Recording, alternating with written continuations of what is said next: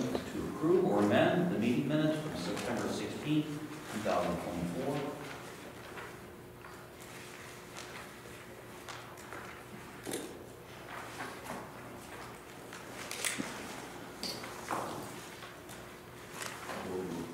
Second. Questions or comments on those minutes? I'll call the vote. Mr. Stein? Yes. Mr. Bates? Yes. Mr. Greeno? Yes. Ms. Carnegie? Yes. Okay, next up, presentation of the financial statement. Dawn, go ahead and run us through some fund balances. Sure. For the month of September, the general fund had a beginning balance of $5,872,972 and an ending balance of $5,501,816. The land improvement fund had a beginning balance of $1,617,388 and an ending balance of $1,834,043. All funds combined had an ending balance of $7,335,859.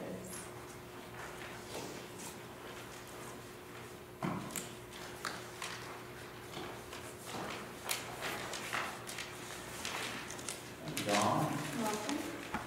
questions for the commissioners on the monthly financial statement?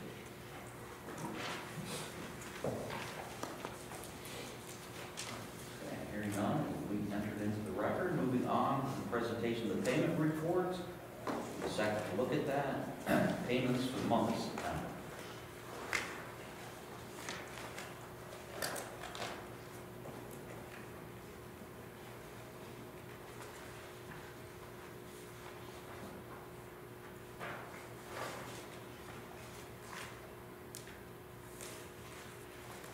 Any questions about the payments for the month of September?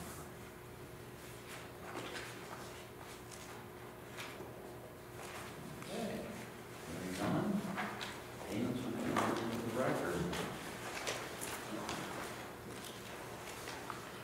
All right, next up, old business planning update. Matt, give a few updates on our capital improvement projects. Pretty much based on the summaries you have, outside of the work at Veterans Legacy Woods with the cold water stream restoration, most everything else is getting completed. The Westwoods Gallo trails actually just got finished up last week, and then the construction crew is going to be moving over and working on the primitive trails in the conservation area around the restoration site. There's some boardwalks and stuff we're doing. So pretty much all the remaining work is going to be out at Veterans Legacy Woods the rest of the year here. And then the utility lines at the Westwoods are all relocated. So those are out of the way for the bridge work. We do have the pictures now. So this is actually some of the boardwalks and the new trail at the Westwoods that connects into the Affelder Trail and kind of loops into that new Gallo property. So it's about a 1 mile loop trail that kind of goes through there. So this is just some pictures of the crew out there working on them. And then these are some more updated images of the restoration work out of Veterans Legacy. So tributary 13, those are the images kind of on the upper left. And then the 3 other images are the cold water spring, that's kind of the upper beaver pond that was expanded. And that's going to be kind of the start of the cold water habitat. So that's where all the cold water is kind of naturally flowing out of the spring and then starting to go down the new constructed tributary 9. These are some more shots of tributary 8. This was pretty recently after some rain, so we're getting pretty good flows through there. And then the upper left image is just kind of the start of the beaver pond when the aggregate rains and some of the control structures were going in. Thank you, man.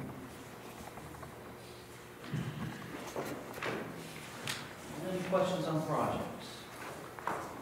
That's one segment which is that completed, that's going to be completed this year. So all the stream restoration, pretty much all the seeding, all that will be completed this fall.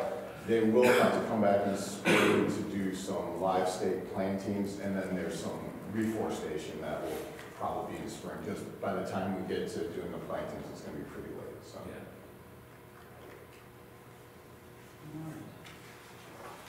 Thank you, Matt. Okay, moving on to new business, 2025 healthcare memo for me, the Board of Park Commissioners. Commissioners, please find attached 2024 healthcare rates for Geauga County employees. The 2025 contribution rates increased from 2024 by 8.6%. The 2025 Geauga Park District employer contribution is estimated to increase by $62,297.16 annually. This annual increase is based on our current employee enrollment. The 2025 individual employee contribution will increase annually by $240 for those who contribute to a family plan and $84 for those who contribute to a single plan. For 2025, we are requesting the Board of Park Commissioners consider the same plans and contribution rates as the county, and those contribution rates are in your packet.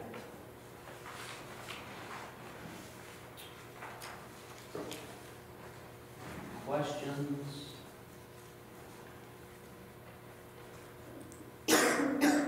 Not, we would request them, go ahead. Yes, sir. What's the total that a family contributes now per year?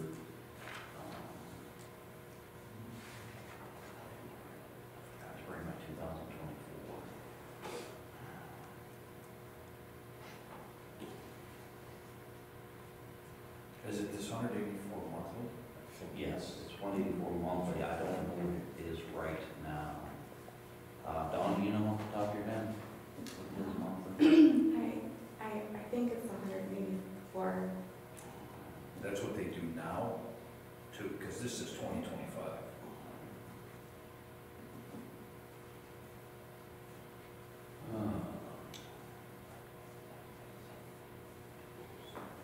What do you think? I don't know off the top of my head, but I don't.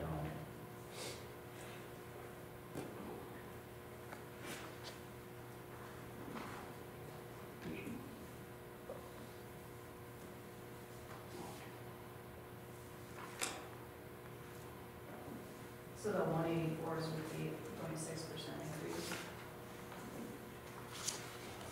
Yes, that's what I was just looking at. Yeah, so mine is that 8.6. I've got 168. I want to say that's what we're around. It's about 170, 174 a month. So both of them. Right, correct. Correct, yes. Thank you. Yeah, you're welcome.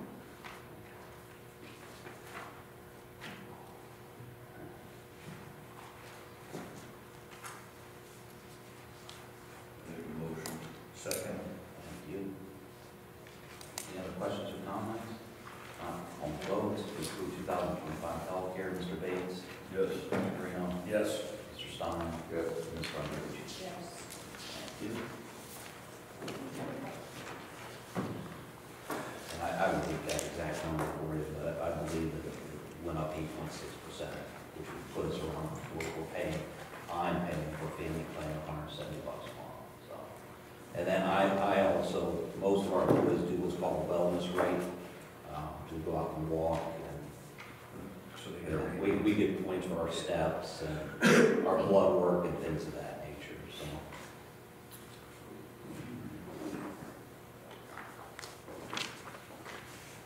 Next up, resolution number 6, 2024, Ohio Department of Transportation easements. Go ahead and read the resolution.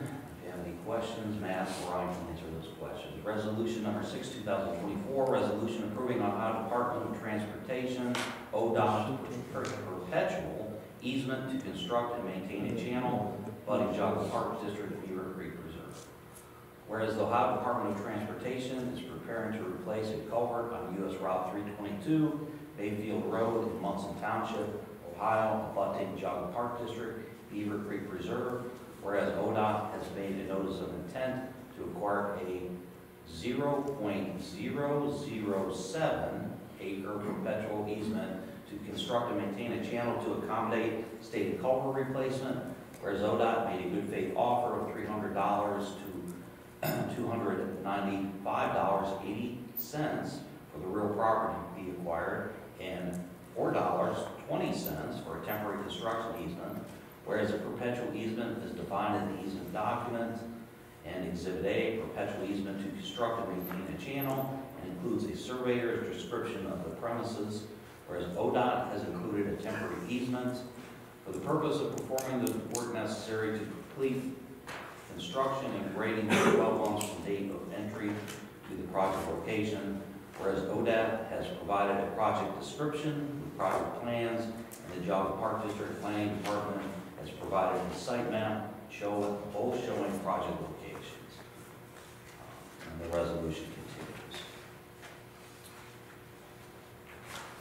I'll entertain any questions on that easement.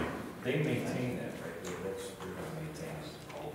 Yeah, and it's basically, you know, there's the right of way that they're working within. This is just that 0.007 acres. It's a little bit beyond the actual right of way that they need access, and based on the new culvert going in. And nothing falls on us, it's just an easement. No, So they can no. get in there and do their job. They're gonna maintain it. Yeah. Perpetual. Yeah, so.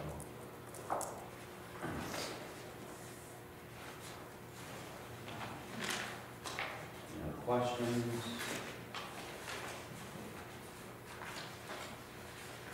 Okay, I'll entertain a motion to approve Resolution 6, 2024. Second? Thank you. Ms. Carnegie? Yes. Mr. Stein? Yes. Mr. Bates? Yes. Mr. Green? Yes.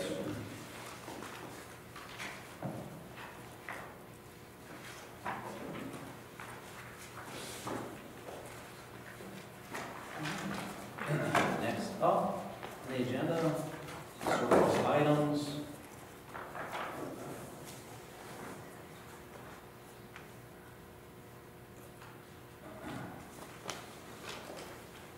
Building blocks of Geauga exhibit, water cycle exhibit, water in, water out exhibit, display walls. Those are all interpretive items from the Naturalist Department, so the board to donate them to a similar conservation organization. And last but not least, the 1971 Story and Clark upright piano for auction. Entertain a motion to declare this item surplus property. Is that the piano in the lobby? It is, yeah. Do you want it? No. Make a motion. Okay, thank you. Can I get a second, please? Second. Okay, thank you. Mr. Stein? Yes. Mr. Bates? Yes. Ms. Carnegie? Yes. And Yes. all right. For Commissioners' time, we have a few accomplishments and some pictures to share. We will start with the third annual Geauga Park District Space Race at Observatory Park. It was a huge success, completely selling out with an attendance of 310 participants. It was held Saturday, October 5th. This timed event encourages people to run, jog, or walk as many laps of the planetary trail as they can over 2 hours in the evening from 4 to 6 p.m. Everyone gets a finisher's medal, a t-shirt, a ribbon reflecting laps completed, which at the space race equates to travel through outer space. For instance, 1 lap gets you to Mercury, 2 to Venus, 5 to the asteroid belt, etc. All the way to interstellar at 13.6 miles or 16 laps, which is just over a half marathon. Wow, that's pretty impressive. Thank you to Special Events Coordinator Holly Sauter and Recreation Specialist Trevor Wursler for their work on this successful event.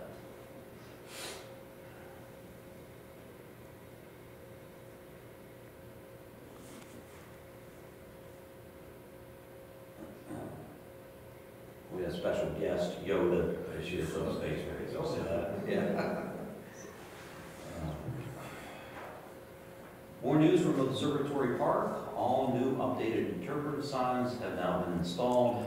Some of our interpretive signs out there were really faded and needed some repair. So So this was a great collaboration between the naturalists, marketing, planning, and operations departments to replace the park's original signs damaged by the elements and continue to help visitors learn about the planets and weather systems as they make their way around the trails.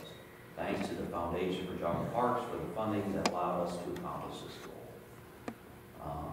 And last but not least, during the month of September, our naturalist department held a total of 84 programs serving 2,127 park patrons. Oh, one more thing. So, I mentioned last month that we have completed our state audit with the state auditor for the calendar year 2021 and 2022. The state auditor sent us a certificate of outstanding achievement in open and transparent government, 3 stars. So I'll pass that around so you can see that. That is all I have for commissioners' time. Anything from the commissioners? I have something. Yeah. Whenever you talk about the reservation process for the facilities, currently the first Saturday or first Monday in December is when the whole year is opened up. Yeah, that's correct. I've had a lot of people have concerns, like they want to plan a function in January that requires out-of-town travel or reservations, caterers, what, but they're pretty limited to make a reservation for January. They possibly have like a 90-day rolling thing for in-county residents to kind of open that January, February up. Yeah, off the cuff, I don't want to see why not. We will talk to our company that helps us with online reservations, Emerge. So what you're describing, we go on December 2nd, correct? 2024 for the entire year of January through December 2025. And what we could take a look at is opening up on that date for January, February, March, and then in March going April, May, June. Is I that think I'm better off go backwards. So like, Okay. I mean, I can't do it for this year, but okay? maybe if you had like an October 1st, the first Monday in October, be able to do Okay. January. So you have more time to plan. Yeah. Yeah, it makes it Sure. difficult if you go If you're planning. Yeah. behind the 8 ball. Gotcha. Yeah. Got it. Yeah, we can take a look at that, not a problem. So, I think it'd be better, and I think more people, I don't know what the attendance is for January on the facilities, but I mean, I may be able to do it. I mean, I don't know how that system works, but what if, even if you did it instead of a year, you open it up like a year prior, and then for that, you know what I mean? yeah. So it's a year in advance, like in other words, December would open up for the following year. And then, for 26. yes. Yeah, I don't know how this, you have to see how the software works, because they're not gonna rewrite the whole software. Yeah, yes. We'll take a look at it, we'll brainstorm it and let you know, so, yeah, no, that's a good point. All right. Yeah, you're welcome. All right, anything else from commissioners for commissioners' time? That's all I have. Move on to the next agenda item, which is executive session. I do have a proposal to go into executive session for pending court action. Make a motion, I want executive session. Thank you. Second. Okay, thank you. Call the vote. Ms. Carnegie? Yes. Mr. Stein? Yes. Mr. Legata? Oh, and Mr. Greeno? Yes. And Mr. Bates, yes. All right, thank you, folks. We'll be going into executive session.